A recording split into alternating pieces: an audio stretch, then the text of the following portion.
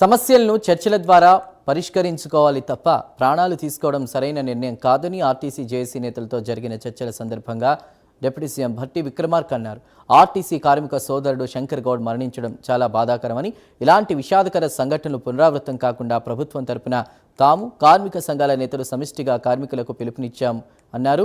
ఇది ప్రజా ప్రభుత్వం అని, తెలంగాణలో ఎవరిని శత్రువులుగా చూసే స్వభావం తమ ప్రభుత్వానికి లేదని భట్టి అన్నారు.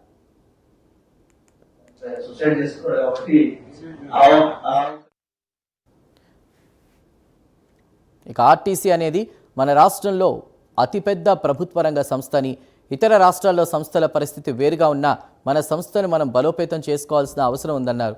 బీఆర్ఎస్ ప్రభుత్వ హయాంలో 10 ఏళ్ల పాటు ఆర్టీసీ ఎన్నో ఒడిదుడుకులను ఎదుర్కొందని గుర్తు చేశారు. ఆనాడు పరిస్థితులను తట్టుకోలేక కార్మికులు సమ్మె చేసినప్పుడు అప్పటి పాలకులు ఎంత కఠినంగా ప్రవర్తించారో మీరందరూ చూశారని డిప్యూటీ సీఎం భట్టి అన్నారు. గత పాలకుల మాదిరిగా తాము వ్యవహరించబోమని స్పష్టం చేశారు.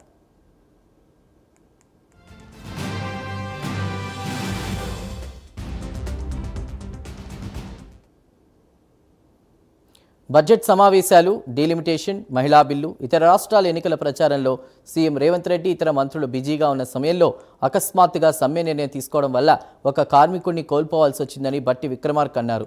ఆర్టీసీ మనందరి సంస్థ అని, దీనిని కాపాడుకోవాల్సిన బాధ్యత మనందరిపై ఉందని తెలిపారు. ముఖ్యంగా పేదలు, మహిళలకు రవాణా పరంగా ఉన్న ఏకైక మార్గం ఆర్టీసీ అన్నారు. వారందరినీ దృష్టిలో పెట్టుకుని సంస్థను ప్రజలకు మరింత అందుబాటులోకి తెచ్చి నిలబెట్టుకోవాల్సిన సామాజిక బాధ్యత మనపై ఉందని డిప్యూటీ సీఎం భట్టి అన్నారు.